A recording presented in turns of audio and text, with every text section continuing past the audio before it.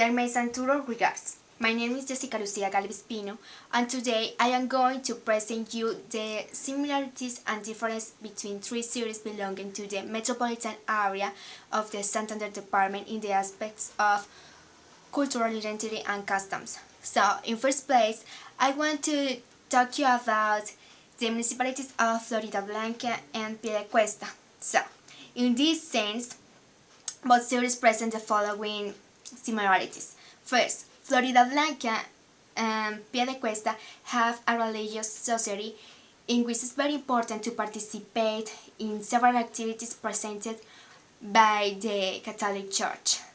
Likewise, both cities share their history and foundation with basis in a parish.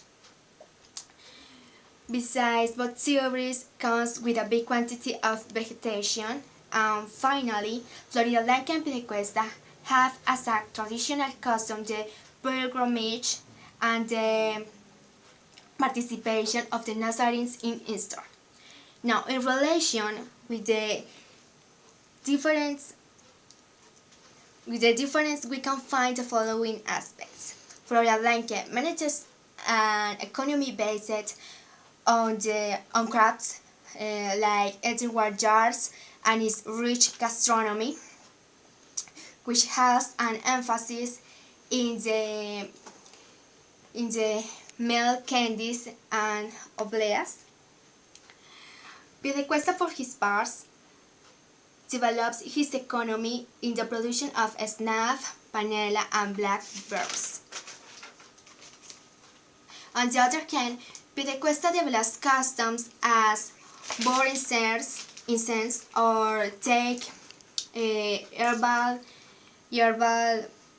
showers or baths in order to ward off the envy and jealousy, while in Floridablanca it's very common that people do walks around the city with a religious goal.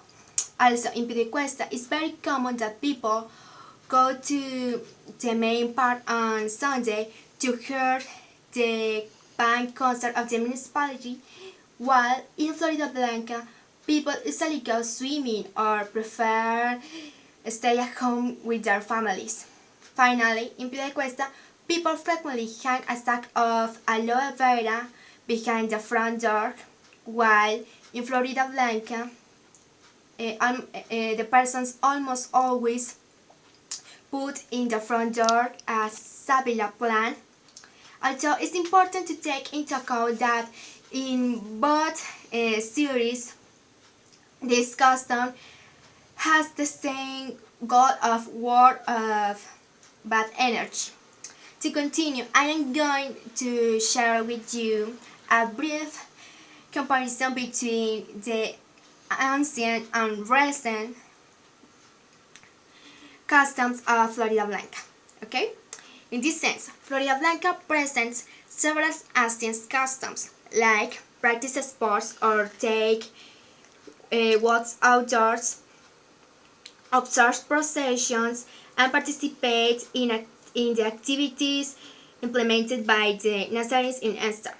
Also, we can note that usually the families in Floridablanca go to the church on Sunday, and finally the citizens of Floridablanca enjoy to share in family all weekends. On the other hand, between the recent customs developed by this theory, we can find the presence of several accidents as a result of some teenagers don't take the necessary security measures to drive cars or motorcycles. Also, some familiar lunches present the use of alcoholic drinks in front of kids. And finally, each time it's more usual that young people present addictive behaviors or difficult convivence in view of the family disintegration. Okay, to conclude, I want to talk to you about the similarities and differences between the municipalities of Floridablanca and Bucaramanga. So, in relation with the similarities, excuse me, in relation with the similarities Floridablanca and Bucaramanga. Floridablanca and Bucaramanga share an architecture of the colonial epoch. Also, both cities present a lot of recreation parks or like museums or botanical gardens. Likewise, the citizens of both cities enjoy going to shopping. And finally, Floridablanca and Bucaramanga develop fairs as a traditional activity. However, each city celebrates its fair in different dates. For example, the Bucaramanga Fair is celebrated on September and the Floridablanca Fair is celebrated on November. Finally, about the difference between Floridablanca and Bucaramanga,